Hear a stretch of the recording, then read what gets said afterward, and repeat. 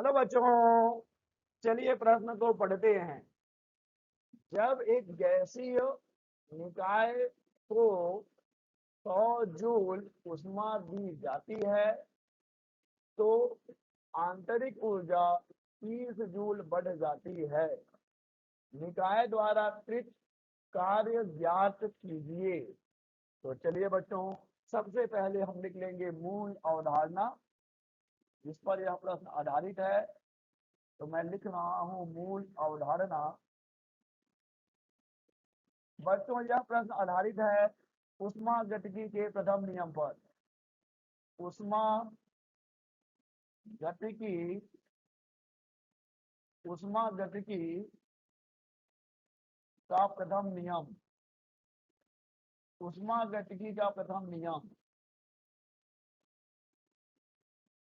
बच्चों, ऊष्मागतिकी के प्रथम नियम का गणितीय रूप Q बराबर डेल्टा U प्लस W होता है।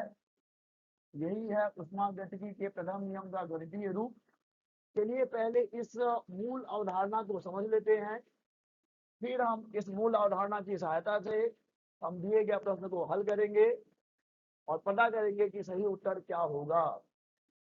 बच्चों, ऊष्मागतिकी का प्रथम नियम कहता है कि जब एक ऐसे निकाय को जो कि बाह्य कार्य करने में समर्थ हो ऊष्मा दी जाती है।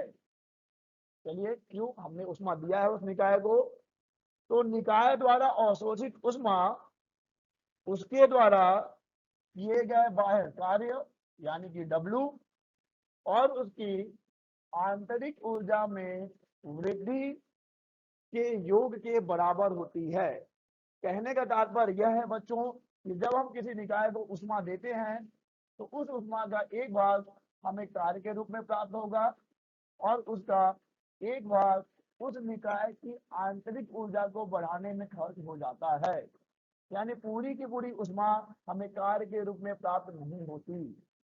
बच्चों, जब हम इस नियम से आंशिक प्रश्न हल करते हैं तो हमें चिन्ह परिपाटी का भी ख्याल रखना होता है। तो बच्चों, हमें चिन्ह परिपाटी लिख लेना होगा। चिन्ह परिपाटी, चिन्ह परिपाटी। बच्चों, चिन्ह परिपाटी कहता है कि अगर निकाय को ऊष्मा दी जा रही है तब तो हम प्लस क्यू लिखेंगे, यानी धनात्मक ऊष्मा लिखा जाएगा।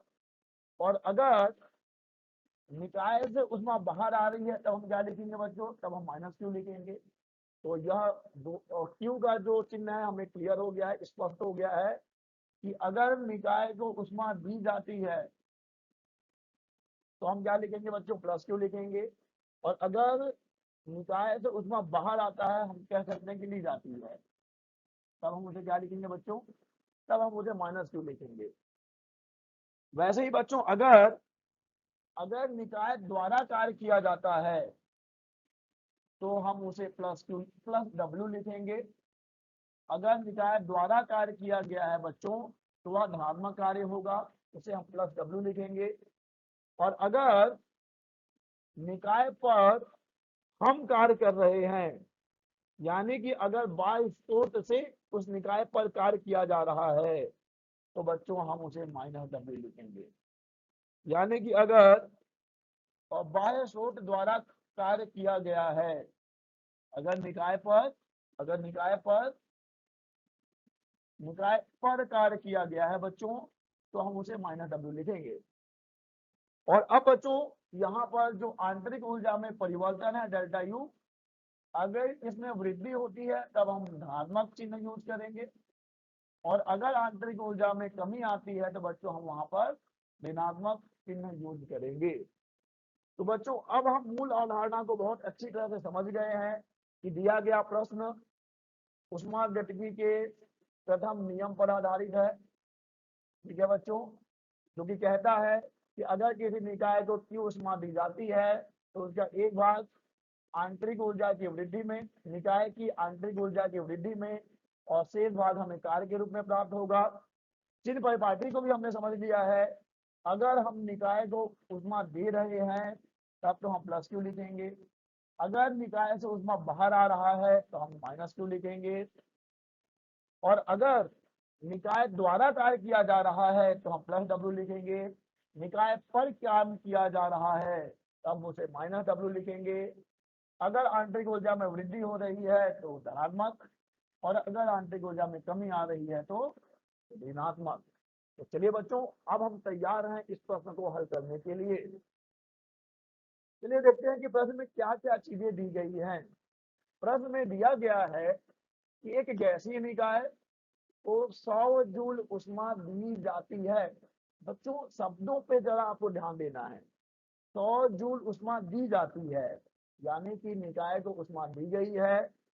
तब हम यहाँ पर लिखेंगे Q बराबर 100 यानी कि 100 जूल। हम धनात्मक लेंगे क्योंकि निकाय को ऊष्मा दी गई है। आगे बच्चों देखिए क्या लिखा गया है कि आंतरिक ऊर्जा 30 जूल बढ़ जाती है, अर्थात यहाँ पर आंतरिक ऊर्जा में जो परिवर्तन है उसे भी हम प्लस लिखेंगे क्योंकि वृद्धि हुई है आंतरिक ऊर्जा में। तो बच्चों अब हमें कार्य ज्ञात करना है, जो हम बड़ी आसानी से ज्ञात कर लेंगे। ऊष्मागतिकी के प्रथम नियम से हम जानते हैं कि Q बराबर क्या होगा बच्चों, Q बराबर हो जाएगा डेल्टा U प्लस W। चलिए दिए गए मानों को हम यहाँ रख देते हैं। Q का मान है हमारे पास 100 यानी कि 100, डेल्टा U भी दे दिया गया है 30, W हमें ज्ञात करना है। तो बच्चों यहाँ से W बराबर हमें मिलेगा, इधर आके ये माइनस यानी कि ऋण हो जाएगा 100 ऋण 30, हमें घटाने को मिलेगा 70 यानी कि 70। तो W बराबर आ गया 70, और क्योंकि कार्य का मात्रक भी जूल होता है तो हम इसे जूल लिखेंगे।